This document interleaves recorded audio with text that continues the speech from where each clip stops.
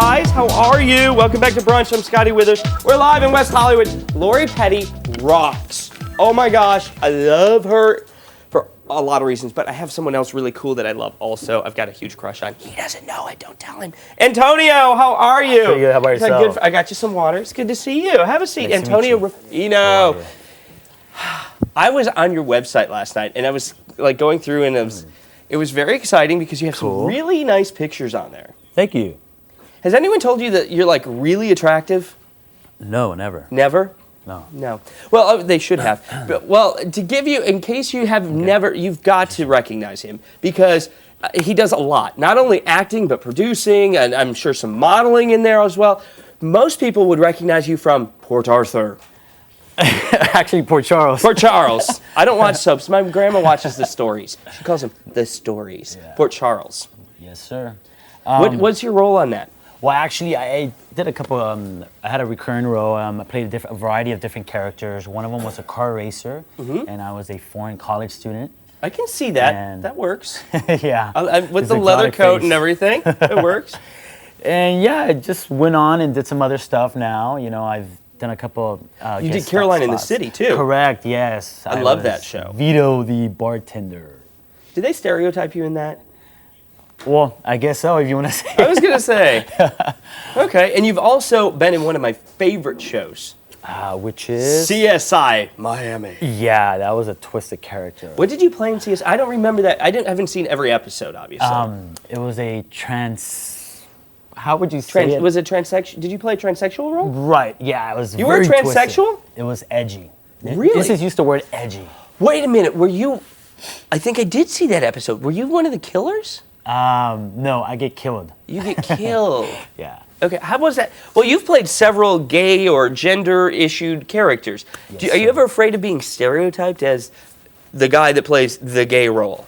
No, actually, the way I look at it as an artist, I have to be an open-minded book and not fall into the stereotype or kind of like say, for example, pursuing acting, right? If I want to get open doors for myself in my career, I have to be able to embody other characters. Absolutely. Without having that in mind that I may get stereotyped. Well, how do you do the research? I mean, do you go to West Hollywood and hang out at the Abbey, or do you go to one of the gay gyms, or or do you have friends that you rely on and pull from them? A variety of different things. A variety of different things, from doing the research through friends, going to different public places like you mentioned, which I did that in my film, El Derecho de Jesus. Yeah, we want to talk about that too. That's very cool.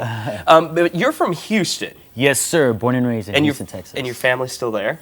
My family's still there. I'm very fortunate that I get to go back once a year. Yeah, Houston's a nice town. It gets a little steamy.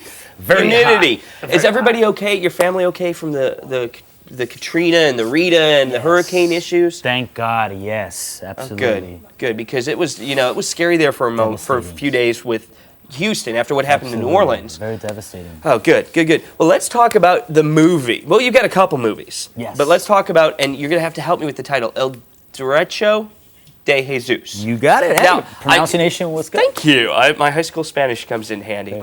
Now, what does El Derecho mean? Because I don't understand. I was trying. Is it like the boss of Jesus? El Derecho would be the rights. The right of Jesus. The right of Jesus. Of Jesus. Jesus, yeah. What does that mean? How does that play into the movie? Okay, basically, El Derecho de Jesus, it's about a Mexican-American college student. Is that played by you? That's played by me. And it's basically, the story takes place it's the true story of Jesus Galindo, which he's the writer, director, producer. And it's about how he's trying to accept himself within his sexuality. So it is about a gay community. It's about a gay guy in the gay community, yes. Especially the Latino community. Because we all know that being raised Latino, because I'm Latino. I didn't notice. I'm kidding.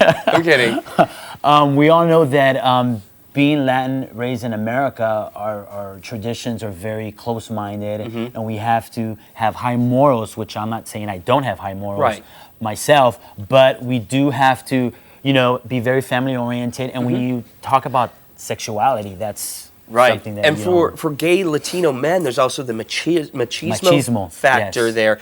Well, we actually have a clip of it. Oh, of the cool, movie. So let's go ahead and take a look at El Derecho de Jesus. Yes, sir. Jesus, what happened to you? Do you really think you're being fair with me? So why'd you let him do that to you? That's what they all say. You gotta come by more often. I don't know, because I feel like I'm coming down with the flu. Actually, I was gonna say thank you. ¡Suéltate esto! ¡Suéltame! ¡Te voy a matar! ¡Oíste! ¡Oíste! I gotta go. Why are you wasting my time? What about you, Jesus? Any luck?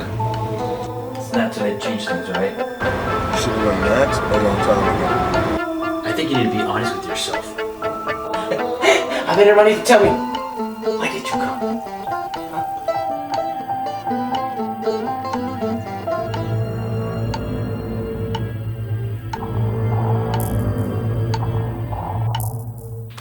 Very steamy, Antonio. Thank you. Like the scene without the shirt. Very nice. I want to ask you though, when you told your family that you were doing this movie and that you'd be playing a gay character role, how did they react? Well, my mom has always known that I've always liked acting, and she was like, "Oh well, if it's a great character for you and it's gonna help you in your career, do it." Because she knows. So no I love problems acting. or anything? No problems at all. No whatsoever. You're producing or have produced a movie called The Redefining Normal. That's in the works. It's called Redefining Normal. I'm going to be co-producing and co-starring in it as Wow. Orlando Madrid. And what is that movie about? What is the plot of that? It's also based on a true story. It's the life story of the writer Tony Bruce. That's a twist to that film because when he was born, he was basically his mother put him in a trash bag and put him in the first house that she approached and just gave him up. Just left him. Just left him. Oh, that's So it's finding himself, trying to be comfortable under his own skin. You take on a lot of roles in movies that have some really deep emotional impact because there's some, let's face it, there's some actors in Hollywood that couldn't act themselves out of a paper bag, but they just look pretty. But you actually take on some roles with some serious emotion. Well, I think that, I've been doing this for a while and I really like a challenge. I like challenges as an actor, and I think that the most amazing stories come from independent films. Do you prefer movies over TV? Because it's different. The way it's done, the way it's made, it's a completely different process. Which do you prefer to act in? Well, I definitely like films, but I'm never going to close doors on TV or even a musical. As an artist, You sing too?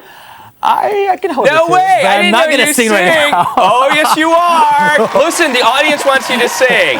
No. At least one line. Oh, well, maybe you'll come back and sing some I'll other come time. back, yes. Okay, good. I'll come back when I'm prepared. Try to get you to sing. Okay, but if you want to learn more about Antonio, you can go to your website. Yes, Let's you plop can. that up real quick.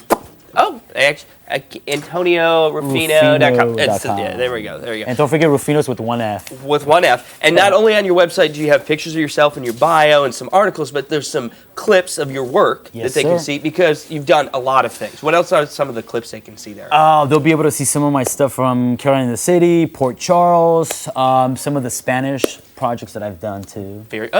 So you do actually. Bilingual. So I'm very Man, you're like a fortunate to work in quadruple both threat. markets. Very cool. Well, it's so nice seeing you. Nice I'm so meeting Schooling, you. Scott. I know, I'm Hola, sorry. hola. Hey, How this are is you? honey. Nice to meet you. Good to meet you. El otro too. beso? Isn't he just He is. I'm sorry yummy? about my towel, but Have a I'm going to have seat. my little hair trimmed. Oh, Oh, awesome. you Next can, I didn't know segment. that. Awesome. So I hear you sing. You're going to come back and sing for us sometime. We've guilted him into it. Yeah, well, maybe you can help Scott because Scott's got a little how-to that he's going to do. I'm going to Can you get my stick around and hair. help me? I'm getting Yeah, ready for sure. hair trim. I'd love to stick around. So my dear friend Troy's going to do that, but you guys are going to go outside, do a little Yes. how-to, and we will be back with more brunch shortly. So don't go anywhere. Email us, brunch@qtelevision.com. You like my little turban? I love it. One of my favorite movies is Postcards from the Edge.